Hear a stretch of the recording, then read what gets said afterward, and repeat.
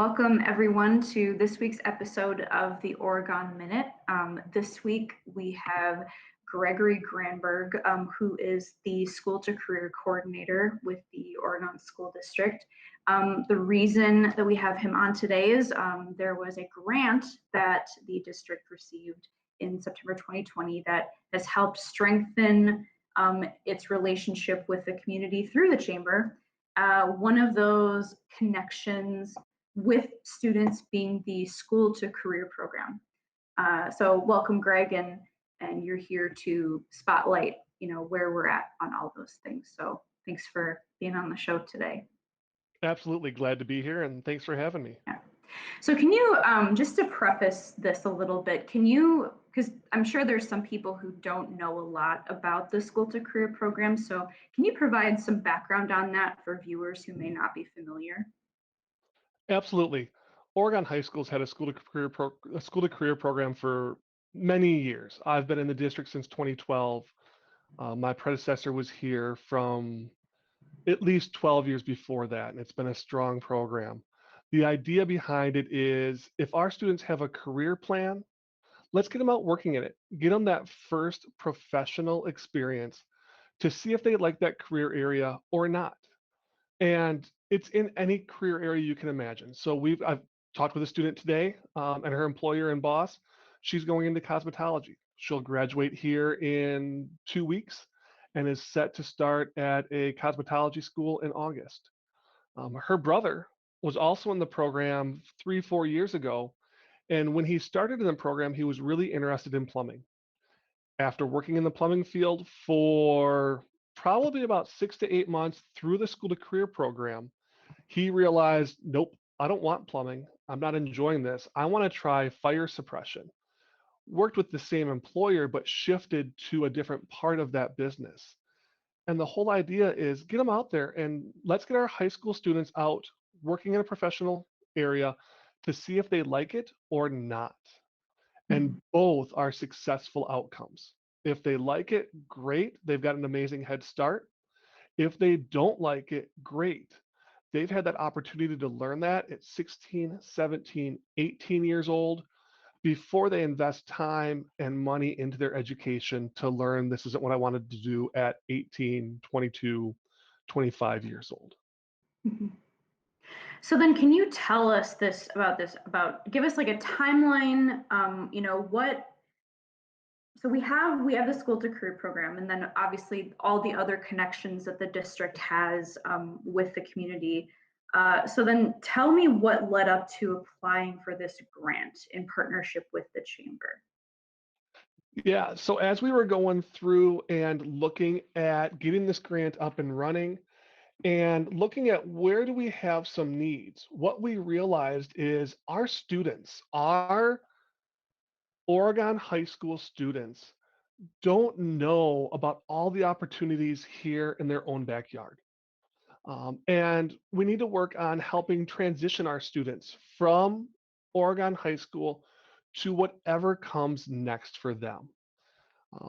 Through some data we can get, I can tell you that on average, with the exception of our graduating class of 2020, because the COVID pandemic impacted this drastically, but I can tell you that 55% of our students graduate from Oregon high school and attend a university or a bachelor's degree program directly after high school. 20% attend a technical college, whether that's to earn an associate's degree, a certificate, or to transfer to a bachelor's degree program after being at Madison College for a while. And 25% do something else. That would include the two students I talked about, the one going to a cosmetology school, the one going into the apprenticeship. It would include workforce or military as well. So we know where our students are going, but we really want them to know what are those opportunities here within the Oregon community, either right after high school, maybe while in high school, and definitely after they've finished their educational journey, whatever that looks like for them. Okay. So then now that the district and chamber have received the grant, how does that strengthen programs like school to career? The grant really, I think the way it strengthens our connections between the district, the chamber, and our local businesses is the fact that we were able to, through the grant, able to pull together right around 70 people to have a conversation about how do we build these connections. The cool part about that conversation was it was school people, staff members, students, and parents. It was our local business members, our local professionals in the Oregon area. And then it also was our community resources and community organizations, people like the Department of Workforce Development who run the youth apprenticeship program, which is one of the programs we use for school to career. Also Department of Vocational Rehab, who helps transition students and adults with disabilities into the workforce.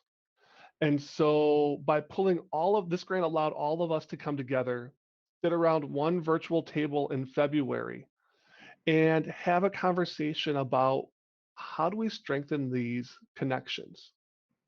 We've got the school to career program. It's an amazing connection between our district and our businesses. It impacts somewhere between 70 and 90 students a year. We want that impact to be bigger. And so by having this conversation, it allows us to expand and build on what partnerships we already have. Mhm. So when we look at the school to career program, it raises awareness.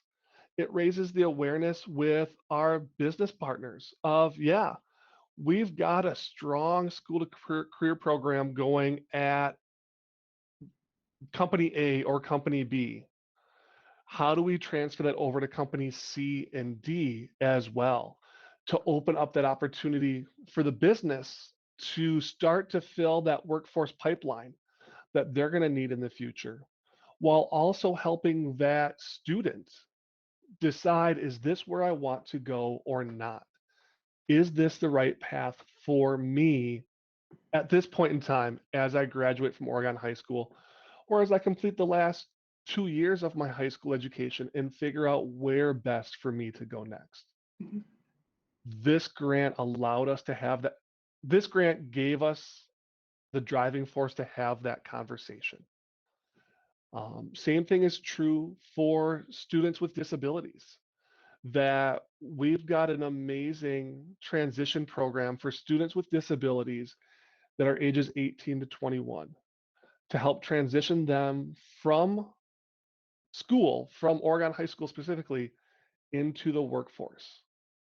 And so, again, there are some strong partnerships with different community organizations and local businesses to help those students with disabilities get into the workforce. Additional training, maybe some funds to cover wages for the first however long it may be, but to expand that from the companies that have been doing it to showcase them and those programs and successes to the companies that aren't but do have the need and just didn't know it was there. Again, goes the other way as well. Students learning about those opportunities also. Um, it's really interesting that we're having this conversation in the context of we're just coming out of a pandemic. And what I've seen come through my inbox is I don't know, I don't think I've seen anything from the Oregon Chamber in particular, but chambers putting out surveys, for instance, to assess whether or not there's a labor shortage in their community. And so, I've been seeing like in the national news, um, mainly businesses in the tourism industry reporting, shortages, and they're not able to get people. And so I'm wondering how a program like this, and now that there's been this grant has allowed for more connections to be made with businesses. I'm wondering how that can be applied to the market's current need, particularly as it applies to the tourism industry and needs that have been brought forth by the pandemic. Interesting question. Yeah. And it gets me thinking a little bit, and I've got like five ideas going through my head all at the same time. Yeah. And one of them absolutely is there a labor shortage? And having done a lot of reading and research and stuff on that, there's many different takes. Mhm. What I can tell you that one of the outcomes from this grant and this gathering around the virtual table that we had in February is that we know we need to raise awareness of all career areas that exist. I'll look specifically at hospitality and tourism, considering you brought that one up. Mhm. And as we talk with people that are working in restaurants, the food service, culinary field, as we're talking about people that are working in the hotels and lodging fields, as we talk with people that work in the event coordinating and planning, one of the things that I've heard many times from a lot of them is that hospitality is a career that people fall into. It's not at age 16 somebody says, I want to be a general manager of a hotel. Mhm. I want to be an event planner. That a lot of the people in those fields have fallen into those fields for many different reasons, fell in love with them, and now are having an amazingly successful career in that area. Mhm. But the 16-year-old version of themselves didn't even know that existed. And I Mhm. think that's where this grant really comes in as well, is let's open our students' eyes to all of the possibilities that Mhm. exist. And let's think about our companies. Let's think about our construction companies. Let's think about our hospitality and tourism companies as well. A construction company just doesn't hire construction workers, the people that are building, the roads, the infrastructure, whatever it may be. They've Mhm. got human resources people, they've got accountants, they've got marketing and salespeople as well. Same thing for a hotel. Yes, you've got your front desk, you've got your housekeeping, but you've also got your marketing, your event sales, and those kinds of positions there as well. Mhm. So it's opening up the eyes of our students and hopefully of our community of all the different jobs that exist in every sector of a business. Greg, this is making me think back to when I was in high school in 2013, graduating, and this program sounds like it's opening students up to like you say, a variety of different disciplines and fields. And all we had, I remember, was just a career center. And I mean, we were taught how to write a resume and a cover letter, but it didn't go as in depth as this program, and uh, it didn't go as in depth as this program and this grant, which intends to build more connections through that program. It didn't go as far, and so that makes me wonder, like, what have you heard from students about the connections they've been able to make with this grant allowing for that? So I think as we look at the grant, we haven't had an opportunity to see our outcomes with our students yet. We're just starting that with some different projects, some different partnerships and things like that, and look forward to sharing that with our community here in the near future. But let me look at the school to career program from that aspect. And let's look at all three parties involved. What am I hearing from our students in the school to career program? This is an amazing experience. This worked out really well for me. I didn't know what I wanted to do, but I thought this might be it. And now it's confirmed it. Again, I have the privilege right now because it is the end of the school year to go through and go meet with students, parents, and employers to kind of do a wrap up of the experience. And one of my questions to each of those three is, what would you tell somebody in your role, student, parent, employer, if they came to you and asked about Oregon's school to career program? Get a lot of different answers, but from students, I always get something that's going to go along the lines of, I would say try it, see if they like it. It allowed me to see what this career field is like and decide if I want to go into it or not. I also honestly get something from the students along the lines of, this was wonderful. It got me out of the school building for part of my day. And I think they see it as getting them out of the school building.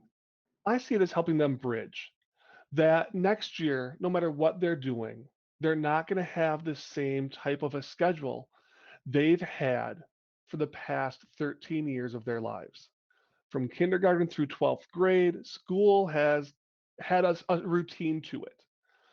Now we're giving students, young adults, that opportunity to transition and have that routine they've been used to for part of their day, but also that freedom where they have to do the time management. They have to make sure they're following up and managing their calendar. They have to make sure they know what they have to get done when because they've got time commitments in different parts of their lives: school, work, social life. When I look at employers and I ask them that same question, some of our employers will say, you know what, you've got to make sure you pick the right student for your company and your culture. Absolutely true. Just like making any hire, when hiring a entry level employee, young adult, you really need to make sure it's the right fit for your company. But then employers talk about how those students brought an energy. Those students brought some excitement not only into their business, but also for the adults working in that business because it gives that adult a chance to be a mentor. And they bring different skills. I was meeting with a student, parent, and employer just before this meeting, and the employer said, "This is amazing. That I'm thrilled that the student, not using their name, the student brought this up because when they work with our customers in technology, that's something this student can do that I can't. I'm not as familiar and as comfortable with using the smartphone and the web apps and those kinds of things. Whereas this employee, high school student, is great with our customers and training them on that." And so we're hearing how they're bringing in a different skill set that benefits the business in a different way. From our parents, it it's just heartwarming to hear that pride that that parent has. Their student has grown. They've matured. They've figured out time management. They're more confident in themselves because they've had this experience with a local employer that's allowed them to probably get pushed out of the student's comfort zone, that young adult's comfort zone a little bit. And the young adult, the high school student, has risen up to that occasion. So hearing parents say those types of things, or I know my child is confident in where they want to go now next. And that just puts the parent's mind at ease of, is this the right next step for them? Is this going to be what they want to do? They know it is. And that's not to say that's going to be all that student ever does. We know they're going to change careers. We know they're going to change jobs. As their life changes, their careers are going to change. But as they walk across that high school stage and make a huge transition into that next part of their life, their parents are more comfortable and more confident that they're going to be successful in that next step. Well, thank you for that very insightful um, response, Greg. I guess my one remaining question is, how much is this grant worth? I'm going to be honest with you. I don't know. Oh, Um, I got brought into the grant yeah. as it was being written, but that wasn't my role with the grant. Candace Widensee, our director of pupil services in the district, Nicole Buell, our program support teacher, played the main role in writing the grant. Myself, along with some other key people in our district, were pulled in because of those community and business connections we have. We knew there was a need as a district. We've been working on strengthening our partnerships. We have amazing partners in our community with our elected officials, with our public services, with our village staff, but with our businesses in the area as well. But always looking at getting those stronger and impacting, touching more of our business partners, of our community, and of our students. And so I don't know the dollar amount because I was brought in at a role of, hey, you can help us with this, and you've got some knowledge we can really use to make sure this is successful. Sure. And never asked, honestly, about the dollar amount because it was more about what are we going to achieve? Yeah. What are we going to do? And I'm thrilled we don't have to worry about where are the funds coming from to do this. Wow. So, So I mean, it was so exciting because the way that we originally found out about this, like with the way that the Observer originally found out about this, I think it was Judy Knudsen, executive director of the chamber. You know, she just sent an email saying, "Hey, by the way, there's this really exciting, program partnership between the chamber and the school district." And the way that it was phrased implied, that there's like this new program, but it's really exciting to find out that it's not just like a singular program. It's this grant that's going to certainly strengthen programming, but it's so much more than that. this grant really was a starting point. Yeah. It definitely wasn't a we're starting at ground zero and building Mhm. from nothing to whatever. It's really let's look at what we've got strong in our community with our connections to our community and business partners, with our students, and strengthen it, Mhm. broaden it, allow it to benefit more people across the board. And as I think I'd said earlier, as we stepped away from that meeting in February and our planning group started reviewing the notes and the feedback and the conversations that were had that day, we probably came up with about 50 things we could do Wow. next. And then when we kind of grouped some things together and looked at it a little bit closer, we got down to about five. But looking at things, and I'm just going to throw out a couple of things here, and they're not necessarily in any order, but things like how do we get students to do mock interviews? Because I remember my first interview, and I remember my first professional interview as well. Very different, but both nerve wracking in very different ways. Um, how do we go through and have some students start to get some of those employability, soft skills, um, work ethic traits, things like being on time, not having your cell phone out in a distraction, how to get along with coworkers and other people you're working with. And then how do we raise awareness of our businesses? How do we let students know what opportunities are in their own backyard? That they don't have to leave the Oregon area to get a job. There's amazing opportunities right here. And so I think there's just three things that came out of that meeting, and really looking forward to getting one or two of those just starting to roll and then sharing those with our community will be our step here in the very near future from this grant. But again, the grant will end, the programs will not, the connections will not. So that's, I think, a big part of this grant is the grant allowed these things to get going, but these things will then run on their own. Or we as a district are committed to it as well, that we will make sure they keep going even when the grant is not there. Wow. Greg, I just appreciate how thorough and insightful, you've been during this entire interview. And I mean, I feel like I'm coming away from this with so much so much knowledge. And I know we're planning a story about this in the Observer, for any of our readers, and so that'll be really cool for people to see as well. So they're getting kind of the double dose of, this show when it airs, and then that story. So but yeah, I was thinking that this was just going to be a one-off story just about this grant and how it strengthens maybe a few things, but again, it sounds so much bigger than that. And so I'm envisioning even maybe a series of stories that might come of this, or but yeah, really exciting stuff, Greg, and I'm sure that might result in more appearances on the Oregon Minute, just so you can update us, on Absolutely. yeah, but I think honestly that answers all of my questions. Again, thank you for just being so articulate and thorough.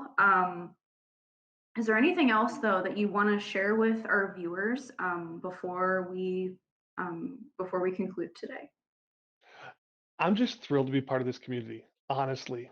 Um, I live within the Oregon School District. I've had an opportunity to work with the Oregon community now for 8 or 9 years in this role.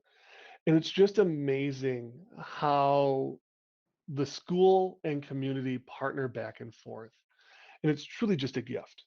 It allows us to be excited and passionate about what we're doing because that support is there. And I truly hope and feel that it goes both ways, that the community as a whole is here to support one another. And it's awesome when we see these things start to grow.